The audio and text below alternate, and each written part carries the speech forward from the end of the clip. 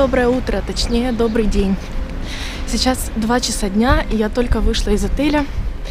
Я надеюсь, вам понравилось видео про общие достопримечательности города Мюнхен, которые, я считаю, очень важные для посещения для всех туристов.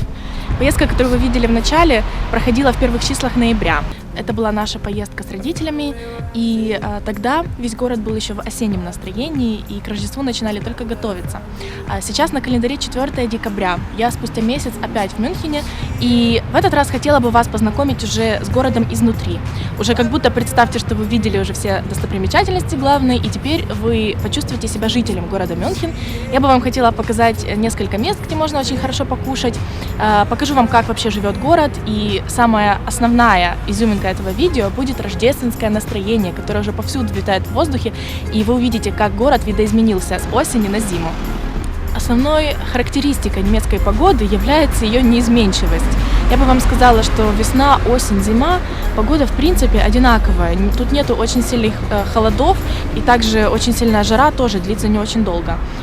Просто, чтобы вы понимали, с 1 ноября по 4 декабря погода совершенно не поменялась. Как было 10 градусов, так в Мюнхене 10 градусов и осталось. И, как вы видите, вокруг тоже много зелени. Сейчас в 2 часа дня у нас с вами будет завтрак, плавно перерастающий в обед. Сейчас мы с вами зайдем в гастхаус, который называется «Толстенькая София». Я тут уже была в первый день, это было позавчера, и мне, в принципе, очень понравилось. У них есть очень хороший сервис обеденного ланча, которое как меню. И, значит, вы платите 8 евро, и у вас входит первое, второе. Поэтому сейчас пойдем посмотрим, что у них есть сегодня.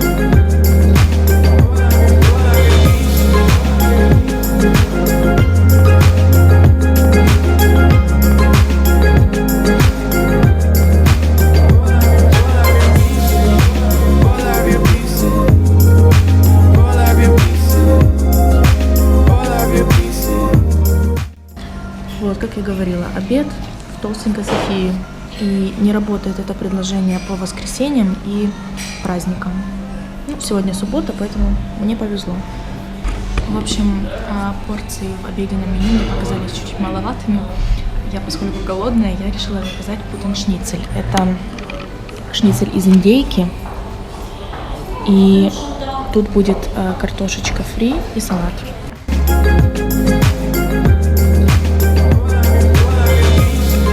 Все, обед закончился.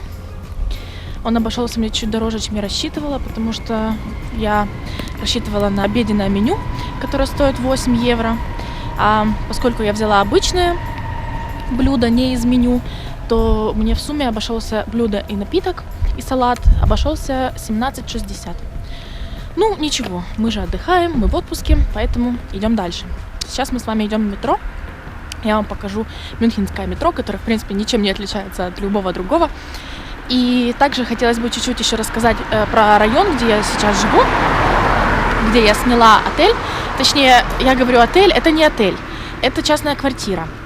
Бронировала я ее тоже на booking.com, бронировала как отель, но это оказалась частная квартира, где живет семья, и они сдают комнату. Они сдают одну комнату для постоянных туристов. То есть она у них стационарно оборудована под сдачу. Я сначала была чуть-чуть опешила, как бы жить с чужими людьми в одной квартире, как-то не очень привыкла я к этому. Но, с другой стороны, судя по ценам, это было намного выгоднее, чем бронировать отель, одноместный номер в отеле, потому что мне нужно было 6 ночей ночевать.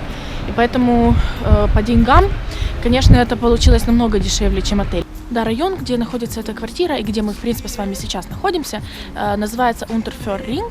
Это как бы не совсем центр, это окраина Мюнхена, но поскольку Мюнхен очень компактный, то такое расположение отеля совершенно не мешает нам познакомиться с городом по полной программе. И остановка метро и трамвая находится прямо возле, ну как, не прямо возле, нужно пройти метров 700, наверное, но это очень близко. Вот эта станция. И вот там мы были только что в ресторане, поэтому все очень близко.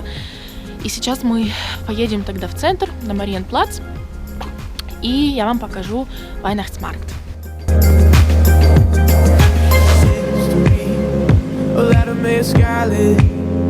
Да, ну вот отличие пригородной станции от центральной станции метро. В первую очередь частотой, с какой ходят поезда.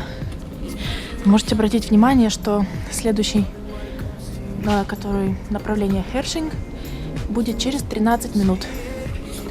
Так что нам придется чуть-чуть подождать. Но ничего. Зато отсюда очень недалеко аэропорт. Отсюда ходит прямой Straßenbahn, трамвай, ходит до аэропорта. Поэтому очень удобно. Вот мы находимся вот в Johanneskirche. Берем 8-ю линию и едем до центра. Еще с вами хотела поделиться очень важной информацией по поводу безбилетного проезда в транспорте в Германии. Везде, не только в Мюнхене, везде. Не вздумайте. Поскольку нету контролеров, совершенно нету контролеров, стабильных, кондукторов. Поэтому тут полагается только на честное слово. Поэтому все покупают билеты в автоматах и сами потом их штампуют на входе в транспорт. И очень редко, но это происходит, что заходят контролеры и проверяют полностью весь вагон подряд. Всех спрашивают, есть ли у кого проездные, где, чтобы показывали. И если у кого-то нет билета и кто-то едет без билета, то штраф был раньше 40 евро, сейчас, начиная с июля, по-моему, или августа, штраф теперь 60 евро за безбилетный проезд. Поэтому я вам очень хочу посоветовать всегда покупать билеты. Если вы, допустим, вот как я, приехали в Мюнхен на несколько дней, я купила один билет на 3 дня, который действует 3 дня, я могу все виды транспорта брать, и он стоит 15 евро, 15,60, по-моему. То такой билет покупать намного выгоднее, чем поразовые проезды, потому что поразовый стоит 2,60 или 2,80. То есть, если так посчитать, в зависимости от того, сколько вам нужно будет раз проехаться туда-сюда, то можете взять на несколько дней абонемент, либо на неделю, либо на месяц. Бывает очень разные, смотря по каким целям вы в Германии прибываете.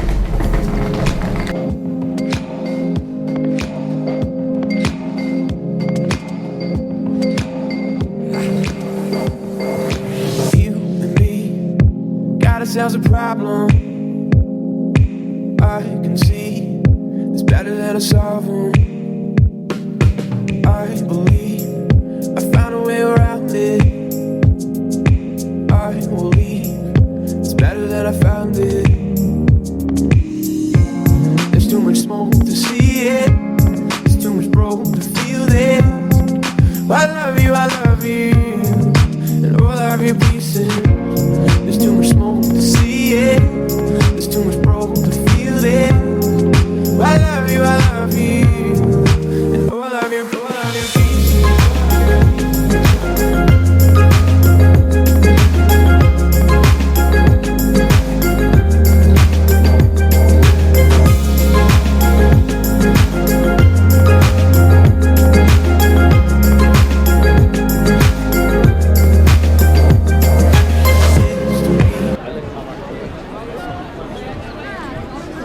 Представьте, что вы житель города Мюнхен. Вы не можете даже в центр выйти спокойно погулять, потому что эта волна, этот поток людей просто снесет вас с ног. There's too much smoke to see it. There's too much broke to feel it. I love you, oh, I love you,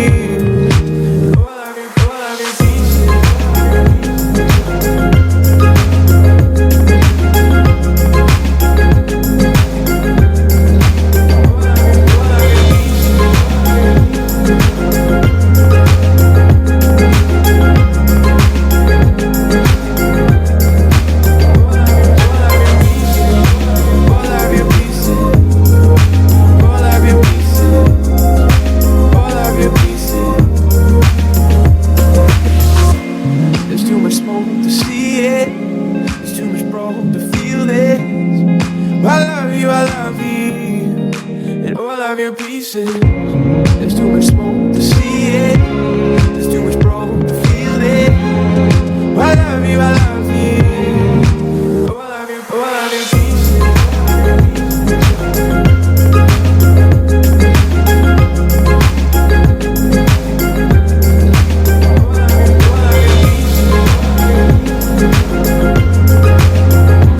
Ну что, купила глювайн, посмотрим.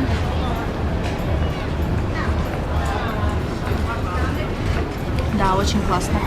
Обратите внимание на чашечку. Тут все достопримечательности Мюнхена. Написано «Рождественский рынок Мюнхен».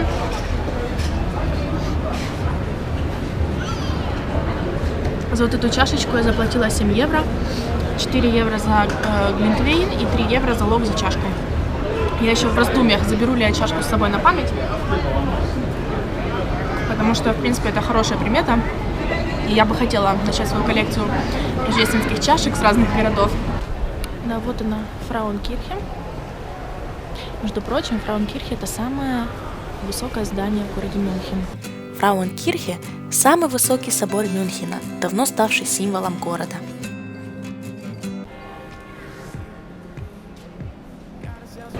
На самом деле до сих пор не могут определиться, какая из достопримечательностей является главной в городе Мюнхен. Это либо ратуша, либо Фрауенкирхе. Но смотря с какой стороны посмотреть. Мне кажется, что ратуша намного красивее, намного более достойна внимания. Ну а Фрауенкирхе в основном находится на всяких открытках, сувенирах. Вот на этой чашечке мы можем наблюдать обе достопримечательности. Вот Фрауенкирхе и вот ратуша. Новая и даже старая здесь тоже есть. There's too much broken to feel it. I love you, I love you. Надеюсь, вам было интересно смотреть. Если да, ставьте лайк, подписывайтесь на мой канал и увидимся в следующем видео. Пока!